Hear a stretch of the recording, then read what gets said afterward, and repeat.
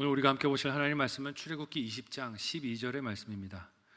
구약성경 112페이지 전으로 있습니다. 출애굽기 20장 12절의 말씀을 저와 여러분이 한 목소리로 봉독하시겠습니다. 내 부모를 공경하라. 그리하면 내 하나님 여호와가 내게 준 땅에서 내 생명이 길리라. 아멘.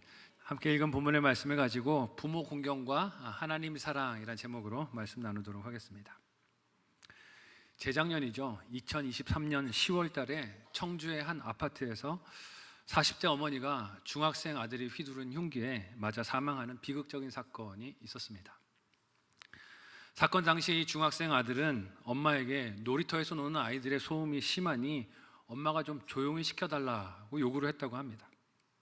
근데 엄마가 이렇게 말했다 그래요. 명절 기간인데 아이들이 좀 놀이터에서 시끄럽게 노는 거 이해해줘야 되지 않겠냐. 좀 네가 참아라.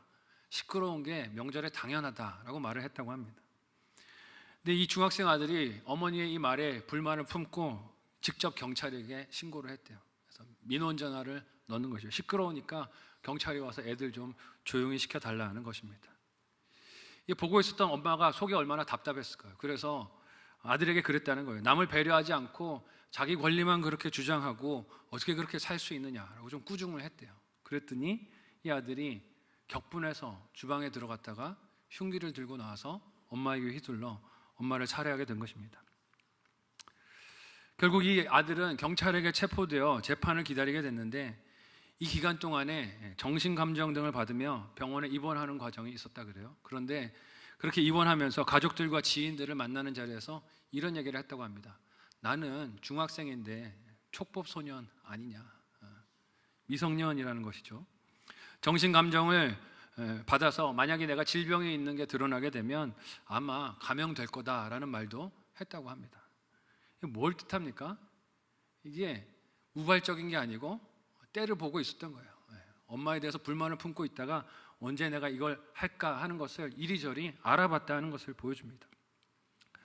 그러나 이 중학생 아들은 자기 생각과 달리 국민들이 참여하는 국민참여재판에서 배심원 9명이 유죄를 선언했고 존속 살해의 죄명으로 징역 20년을 선고받았다고 합니다.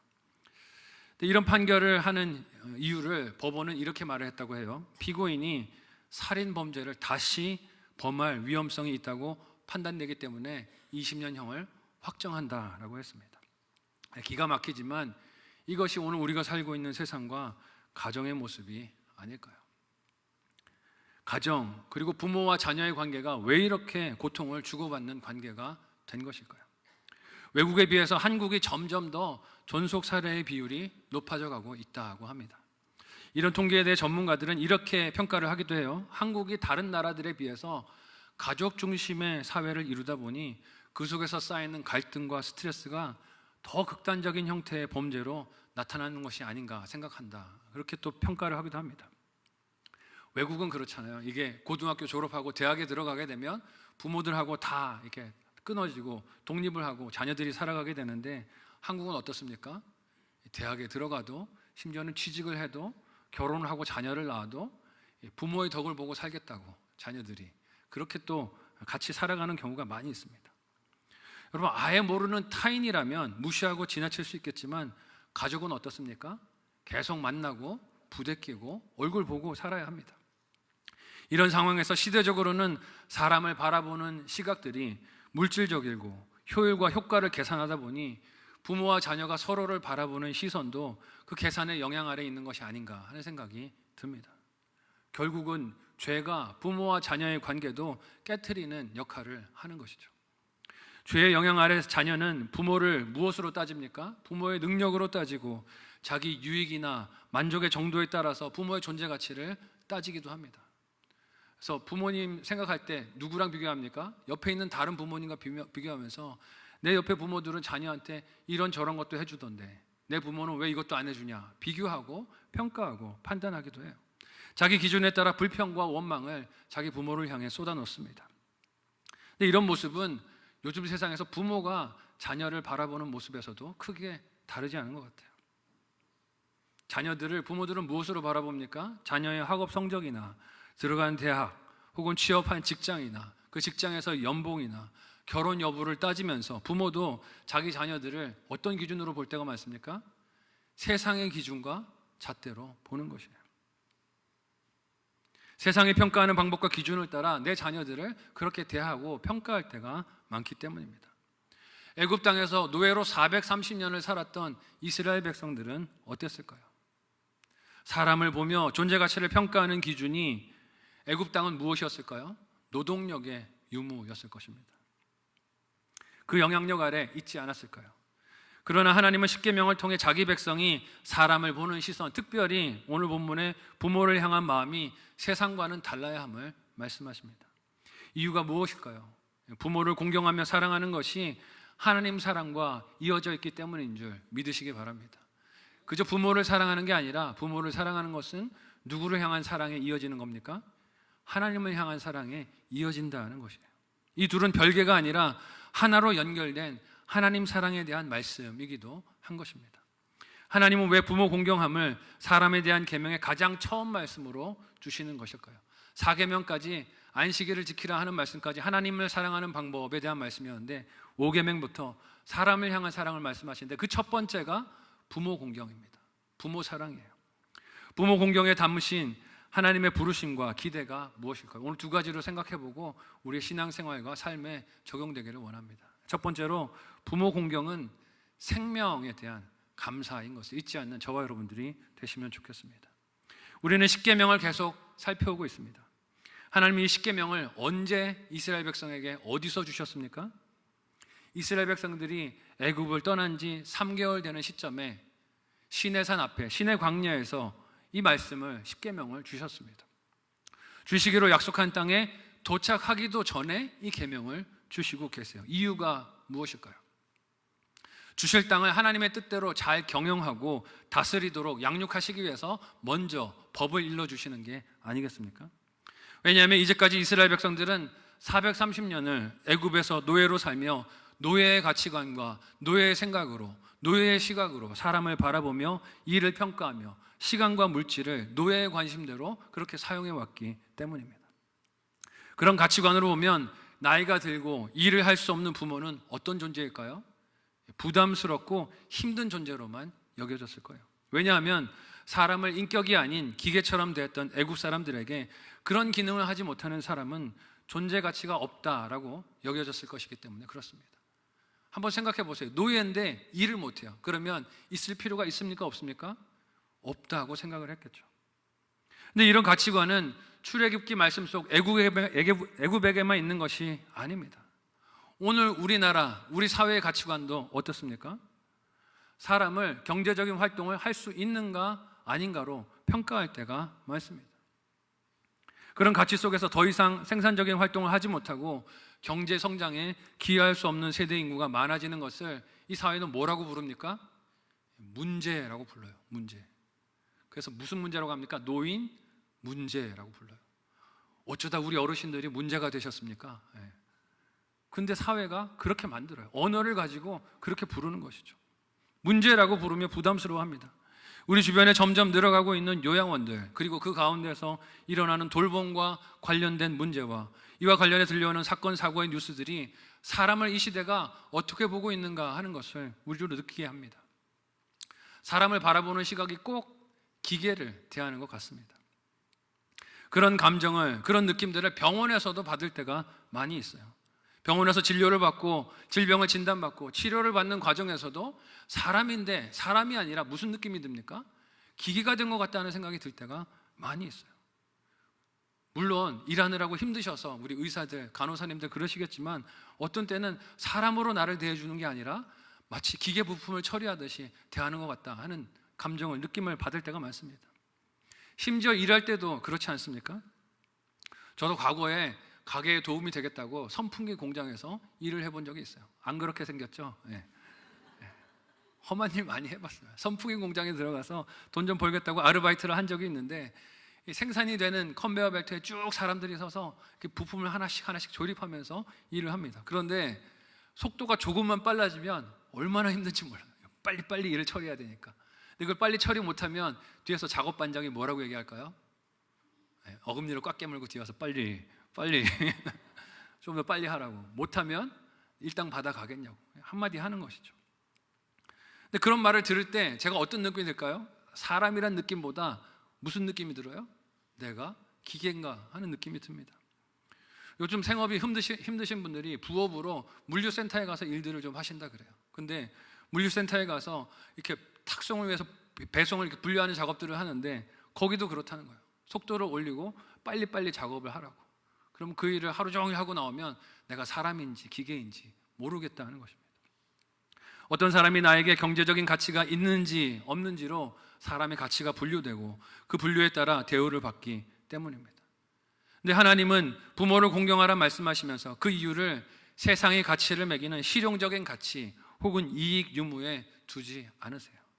오히려 부모 공경에 대한 계명에 하나님은 어떤 약속을 두십니까? 함께 오늘 본문을 한 목소리로 읽어보도록 하겠습니다. 같이 읽습니다. 시작. 내 부모를 공경하라. 그리하면 내 하나님 여호와가 내게 준 땅에서 내 생명이 길리라. 아멘. 부모를 공경하면 뭘 길게 해주신대요? 내 생명을 길게 해주시겠다고 하십니다. 하나님은 부모를 공경하라 하시며 그 명령에 순종하는 것이 하나님이 이스라엘 백성들에게 주시는 그 땅에서 그들의 생명이 길어질 약속이 실현될 것임을 말씀하십니다. 왜 하나님께서 부모 공경에 생명에 대한 약속을 포함시키실까요? 부모가 그 생명의 전달자로 쓰임을 받는 하나님의 청지기이기 때문인 줄 믿으시기 바랍니다. 우리의 생명을 누구를 통해 받았습니까? 우리의 부모들을 통해 받았어요. 그 생명의 가장 근원은 하나님이시지만 하나님은 부모를 통하여 그 생명이 자녀에게 이어지게 하셨습니다. 이 사실 하나만으로도 우리의 부모님들은 공경받고 사랑을 받으셔야 하는 존재인 것을 잊지 않으셨으면 좋겠어요. 하지만 오늘 자녀의 모습들은 어떻습니까? 부모를 통해 받은 생명에 대해서 감사하기보다는 다른 많은 것들을 원하고 요구하며 불평과 원망을 쏟을 때가 많습니다. 철없을 때 그럴 수도 있죠. 자녀였을 때, 많이 어렸을 때는 엄마가 아빠가 나한테 해준 게 뭐가 있어. 그렇지만 좀 철들고 나면 좀 깨달아야 되지 않겠습니까? 근데 자라고 나서도 우리가 부모들에게 그럴 때가 많다는 것이죠. 그렇지만 사실 자녀는 부모로부터 이미 가장 소중한 선물을 받은 존재들입니다. 그것이 무엇입니까? 생명이에요. 생명을 선물 받았어요. 만일 부모님으로부터 받은 생명이 없었다면 오늘 내가 그토록 갖기를 원하는 것, 누리기를 원하는 것, 이루기를 원하는 자리가 나에게 무슨 소용이 있겠습니까? 생명이 없었다면 그 많은 것들은 다 나에게 의미가 없는 것들이에요. 이렇게 부모를 통해서 받은 생명의 소중함을 알고 그 생명의 전달자가 된 부모를 공경하며 사랑하는 것은 하나님을 향한 사랑과 연결이 되는 것입니다. 왜냐하면 자기 생명에 대한 감사가 그 생명을 잊게 한 부모에 대한 사랑과 공경으로, 그리고 하나님에 대한 순종과 사랑으로, 예배로 이어지기 때문입니다. 그래서 하나님은 이 계명을 사람의 관계 속에서 순종해야 하는 가장 첫 계명이 되게 하신 것이 아닐까요? 또한 부모에게서 자녀로 이어지는 생명은 여러분 육신의 생명이 전부가 아닙니다. 육신의 생명도 부모와 자녀를 연결짓는 고리가 되지만 더욱 중요한 것이 무슨 생명일까요? 한번 따라해 보실까요? 영적 생명. 영적 생명이 연결되어야 하지 않겠습니까? 더욱 중요한 것은 영적 생명이라는 것이에요. 그래서 하나님은 자기 백성의 부모들에게 하나님의 말씀을 먼저 부모들이 마음에 새기고 이걸 자녀들에게 부지런히 가르치라고 말씀하십니다. 신명기 6장 6절에서 7절 말씀을 한 목소리로 읽어보도록 하겠습니다. 같이 읽습니다. 시작. 오늘 내가 내게 명하는 이 말씀을 너는 마음에 새기고 내 자녀에게 부지런히 가르치며 집에 앉았을 때에든지 길을 갈 때에든지 누워있을 때에든지 일어날 때에든지 이 말씀을 강론할 것이며. 아멘. 자녀들에게 부지런히 말씀을 가르치시는 부모들이 되시기를 예수님의 이름으로 축복합니다. 아멘은 하셨지만 또 뭐 그렇게 부지런히 하시겠어요. 공부하라고는 다그치셔도 자녀들에게 말씀 가르치는 건 남에게 미뤄두지는 않으셨습니까? 그건 교회 교육자가 할 일들이지 내가 할 일이 아니지 라고 생각하신 것은 아니세요? 하나님께서 왜 이스라엘의 부모들에게 말씀을 부지런히 가르치라고 하셨을까요? 참된 생명은 하나님의 말씀 안에 있기 때문입니다.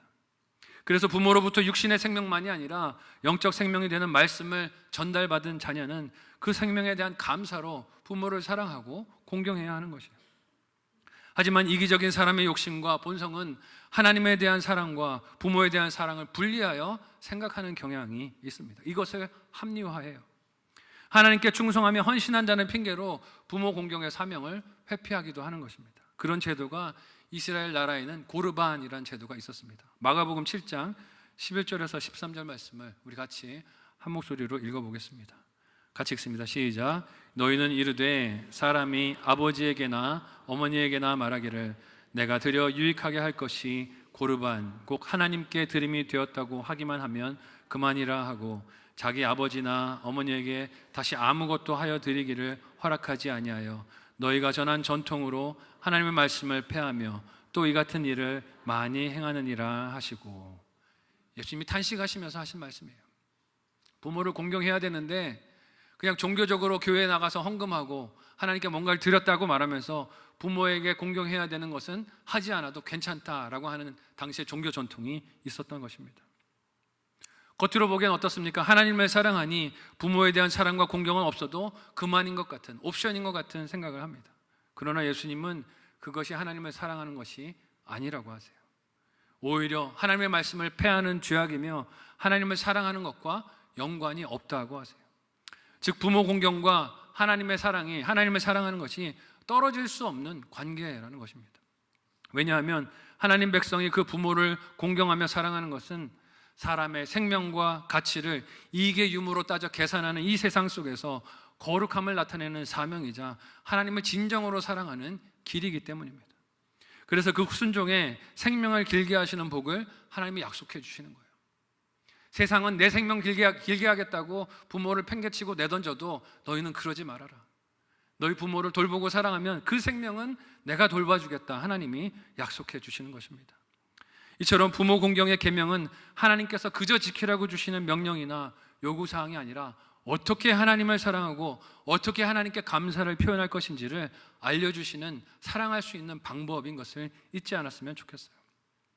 이 계명을 따라 부모를 사랑하고 공경함으로 우리는 하나님이 내게 주신 생명을 감사하며 하나님을 향한 내 사랑을 표현할 수 있습니다. 나의 부모가 나에게 힘든 마음을 가져다 주었을 수 있어요. 아픈 과거가 있으실 수도 있습니다. 나에게 섭섭한 마음을 많이 불러줬을 수도 있어요.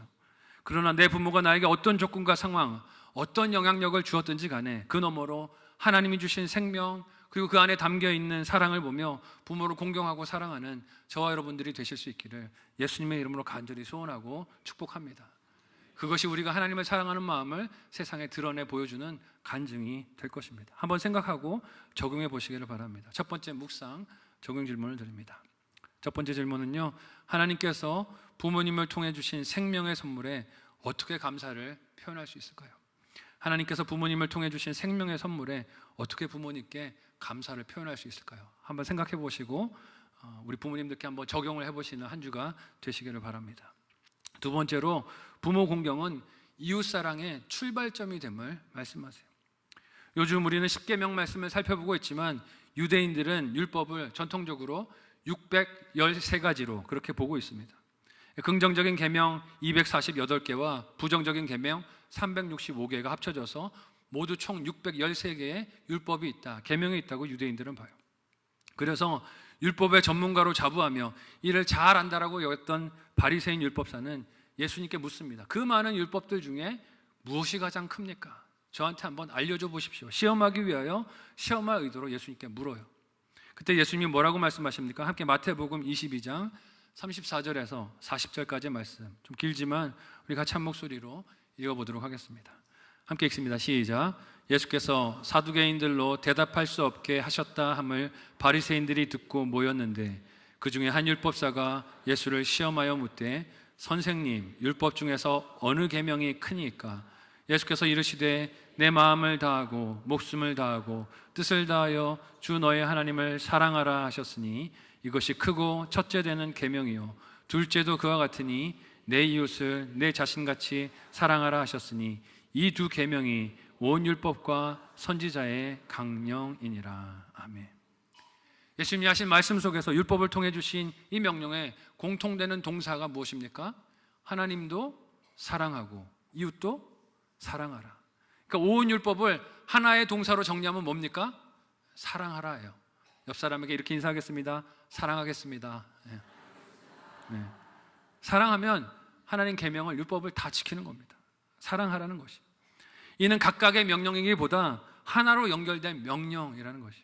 하나님을 사랑하는 것이 이웃 사랑과 분리되는 것이 아니라 붙어 있는 것이고, 모든 율법의 계명들이 다 하나님을 사랑하는 방법을 일러주신 것임을 보게 하시는 거예요. 그러니 부모를 공경하라는 말씀은 단지 내 가족의 형편만 돌보면 된다는 혈연주의를 위한 명령이 아닙니다. 부모를 공경하는 것이 거기서부터 출발해서 어디로 간다는 뜻입니까? 이웃을 향해서 점점 더 담을 넘어 나아간다는 뜻이에요. 부모 공경과 사랑이 거기서부터 출발하여 이웃을 향한 사랑과 돌봄으로 범위가 확대된다는 뜻입니다. 사실 부모가 공경을 받아야 하는 형편과 상황에 놓이게 되는 때는 언제입니까? 힘이 있을 때는 아니에요. 대부분 많은 경우에 힘과 건강을 잃고 효율이나 속도 혹은 실용성이란 측면에서 볼 때 도움을 받으셔야 하는 처지에 놓일 때가 많이 있습니다. 과거에는 무엇이든 자녀가 부모의 도움을 받아야 성장하고 살아갈 수 있었지만 세월이 흘러가면 이 현상이 역전이 되는 거예요. 그래서 부모가 작고 사소한 일도 자녀의 도움을 필요로 하고, 과거에는 잘 하던 일도 낯설어지고 어려워지는 문제들을 부모들이 만나게 됩니다. 그런 문제들이 생겨나요. 한 가지 예로, 요즘 여러분 식당 한번 가보십시오. 요즘 식당에서 음식 주문하실 때 뭘로 주문하십니까? 네, 키오스크로 주문하셔야 돼요. 기계에다 대고 주문하셔야 됩니다. 요즘은 사람이 주문을 받는 경우가 별로 없어요. 종업원이 맞아주지도 않고 들어가면 기계에 따라서 들어가서 앉아서 기계에다가 주문을 하고 밥을 먹어야 됩니다. 키오스크 앞에 서면 주문하려는 음식이 뭔지, 어떻게 해주면 좋겠는지, 원하는 요구사항이 뭔지, 결제는 뭘로 할 건지 물어봅니다. 전부 그렇게 키오스크에게 물어보고 진행을 해야 돼요. 이런 변화를 젊은 사람들은 쉽고 빠르게 받아들입니다. 간편하대요. 자기들이나 그렇지. 나이 드신 분들은 어떻습니까? 힘들어요. 젊은 사람들은 사람과 대면해서 거래를 하려고 하지 않는다 그래요. 키오스크에 하는 게 더 편하고 마음이 간편하대요. 근데 우리 부모님들은 어떻습니까? 낯설고 어렵습니다. 심지어는 현금을 받는 것도 점점 더 없어져 가고 있어요. 현금 내면 우리 이런 거 안 받는다고, 다른 데 가서 드시라고 쫓아나기도 합니다. 그러니 기계 앞에서 어른들이 조금만 망설이고 그렇게 좀 주저하는 시간이 길어지면 어떻게 됩니까? 뒤에서 기다리는 젊은 사람들이 일단 팔짱을 낍니다. 팔짱을 딱 껴요. 그리고 조금 더 길어지면 발을 딱딱딱딱 치기 시작합니다. 그러면서 한숨을 길게 내쉬기 시작해요. 왜 이렇게 길어지는 거야? 왜 이렇게 길어지는 거야? 그러면 어르신들이 서 계시다 미안하니까 어떻게 해요? 먼저 하세요. 먼저 하세요. 계속 순서가 밀리는 거예요. 못 하시니까. 한숨을 길게 내쉬고 중얼거리며 불편하는 말을 들리게 하고 신경질적인 반응을 보입니다. 여러분, 자녀와 식당에 가면 어떻습니까? 식당에 갔을 때 자녀들이 부모님들에게 신경질 내는 거 많이 봐요. 이거 이렇게 하면 돼? 저렇게 하면 돼? 하면 자녀들이 뭐라고 합니까? 아빠는 그것도 몰라, 엄마는 그것도 몰라, 그러면서 신경질을 내는 거예요. 무엇이든지 빨리 그리고 실용적으로 해치우는 것이 미덕인 것처럼 여겨지는 세상에서 그 가치를 따르지 못하는 어른 세대를 이해하거나 용납하지를 못하는 것입니다. 그러나 하나님은 자기 자녀들이 세상의 가치를 따라 부모를 대하고 함부로 업신여기지 않고 하나님의 백성다운 모습으로 잘 섬기고 공경하기를 원하십니다. 이는 예수님께서 십자가에 달려 돌아가시면서도 친히 말씀에 하나님의 뜻에 순종해서 따르신 본이기도 해요. 우리 요한복음 19장 26절에서 27절 말씀을 같이 한 목소리로 읽어보겠습니다. 함께 읽습니다. 시작. 예수께서 자기의 어머니와 사랑하시는 제자가 곁에 서 있는 것을 보시고 자기 어머니께 말씀하시되 여자여 보소서 아들이니이다 하시고 또 그 제자에게 이르시되 보라 내 어머니라 하신대 그때부터 그 제자가 자기 집에 모시니라. 아멘. 예수님의 생명이 떠나는 순간이었습니다. 십자가에 매달리셔서 죽어가시는 바로 그 순간에 십자가 위에서 예수님은 누구를 걱정하십니까? 자기의 어머니, 육신의 어머니 마리아를 걱정하세요. 어머니 마리아의 앞날과 미래를 염려하는 마음이 결코 하나님을 위하는 일, 하나님을 사랑하는 일과 별개가 아니었기 때문입니다. 이웃을 내 몸과 같이 사랑하는 일은 부모를 공경하는 마음 그리고 사랑에서부터 출발하는 겁니다. 출발이 부모님 사랑에서 출발하게 된다는 것이에요. 그런데 세상의 가치관과 시각으로는 부모 공경이 쉽지가 않습니다. 자꾸만 효율과 실용성을 따지게 되고 그 가치로 보면 부모를 공경하는 일이 낭비인 것 같고 쓸모없는 일인 것 같이 여겨지기도 해요. 하지만 사람은 그렇게 쓰임새로 따지고 판단하는 것이 애굽에서 노예로 살던 때의 가치관이 아니겠습니까? 하나님은 그의 자녀들이 이런 애굽의 가치관을 떠나서 효율성이나 쓸모 여부가 아니라 부모의 존재 자체로 공경하고 사랑하기를 원하시는 것입니다. 왜냐하면 그 공경과 사랑이 내가 하나님의 자녀이며 구별된 성도임을 세상에 드러내는 통로가 되기 때문입니다. 그렇다면 여러분, 무엇이 공경일까요? 성경에서 공경이라는 말은 하나님께 그의 백성이 가져야 할 자세로 표현이 될 때가 많습니다. 잠언 3장 9절의 말씀을 우리 같이 한번 읽어보겠습니다. 같이 읽습니다. 시작. 내 재물과 내 소산물의 처음 익은 열매로 여호와를 공경하라. 뭘로 여호와를 공경하라고요? 내 재물로, 소산으로, 물질로 하나님을 공경해야 한다는 뜻입니다. 이사야 29장 13절은 무엇이라고 말씀합니까? 함께 한 목소리로 읽어보도록 하겠습니다. 같이 읽습니다. 시작. 주께서 이르시되 이 백성이 입으로는 나를 가까이 하며 입술로는 나를 공경하나 그들의 마음은 내게서 멀리 떠났나니 그들이 나를 경외함은 사람의 계명으로 가르침을 받았을 뿐이라. 아멘. 뭘로 공경해야 된다고 하세요? 마음으로, 생각으로, 입술로 공경하는 게 아니라 마음으로 공경을 해야 한다고 하세요. 여기서 볼 수 있는 공경의 뜻은 물질로 봉양하며 부모의 필요를 돌봄을 필요하는 일들이 있다는 것입니다. 애굽에서 사람을 보고 평가했던 가치관을 생각했다면 노동력을 상실한 사람은 존재 가치도 사라진 것 아니겠습니까? 하지만 하나님은 사람을 그렇게 보지 않으시기에 자녀가 노동력을 상실한 부모라도 부모로부터 받은 생명을 감사하며 사랑으로 물질적으로 돌보고 헌신하라 원하십니다.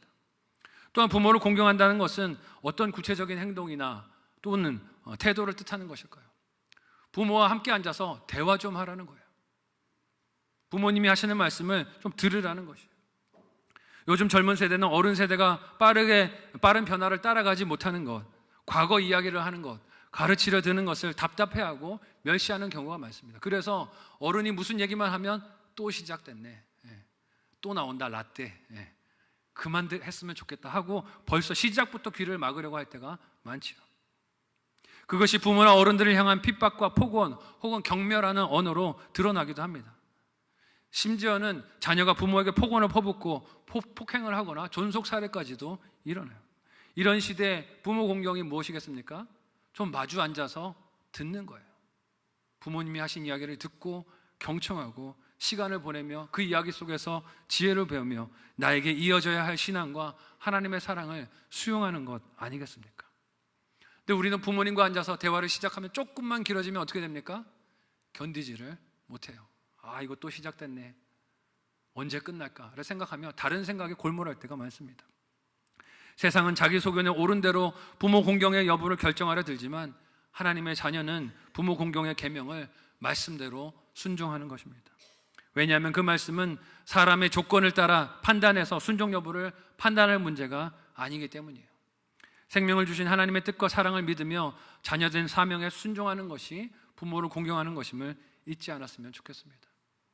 이런 부모 공경이 하나님이 우리에게 원하시는 이웃 사랑을 향하여 나아가는 출발점인 것을 잊지 않았으면 좋겠어요. 첫 단추가 깨지지 않는데 그 다음 단추가 깨어지겠습니까?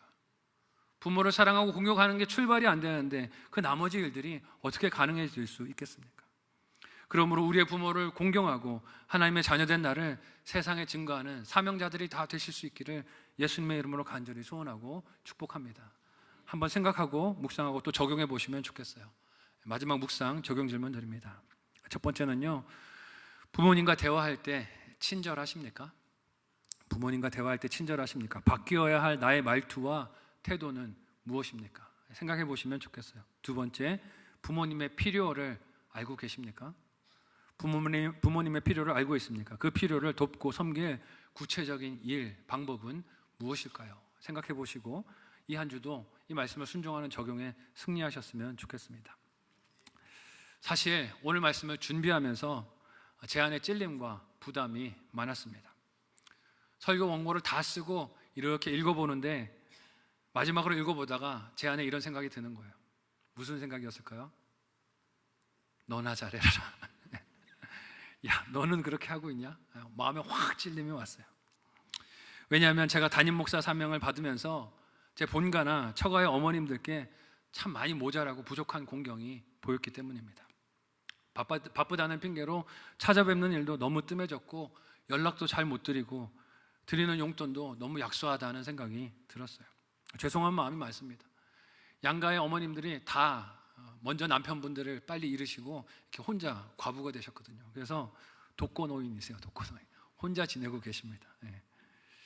홀로 지내는 중에 계신데 제가 참 감사의 표현도 사랑의 표현도 많이 부족하다는 생각을 합니다.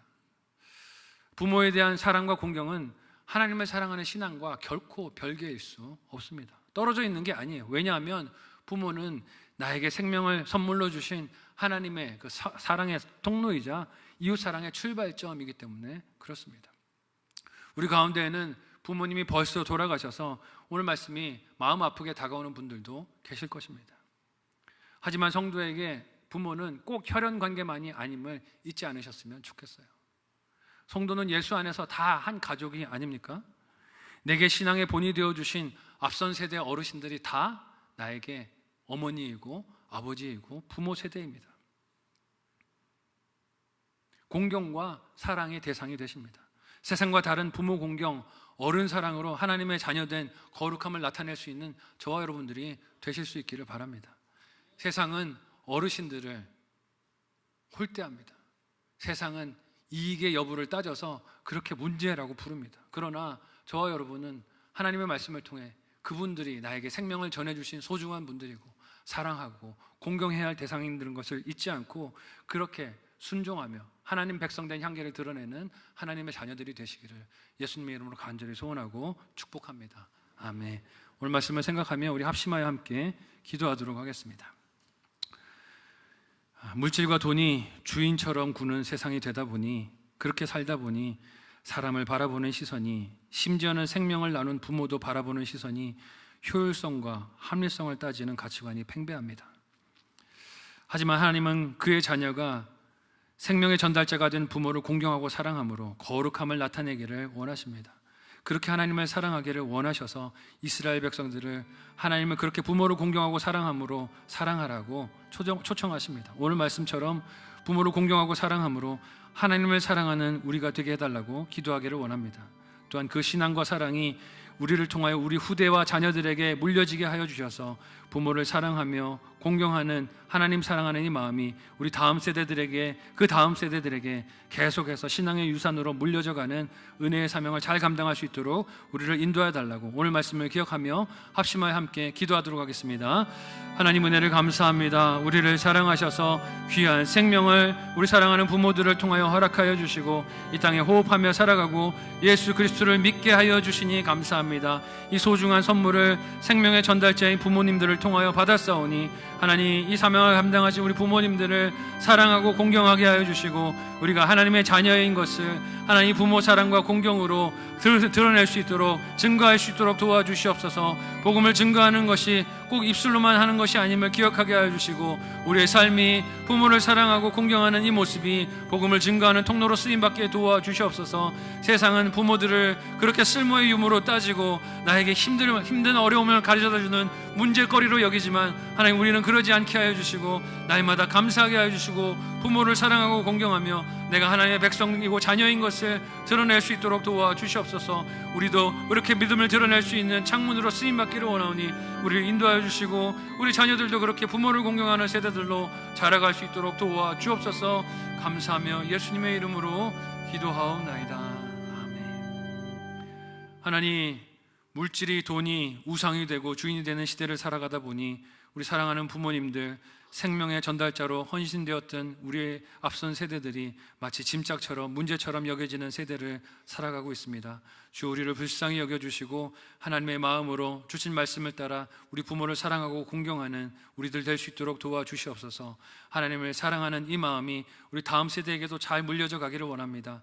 그렇게 이 신앙을 전달하기 위하여 우리 부모들을 사랑하고 공경하며 하나님 믿는 실제적인 삶을 물려줄 수 있는 앞선 세대들, 부모들 되게 도와주시옵소서. 하나님 은혜를 감사하며 이 시간에 예물 드립니다.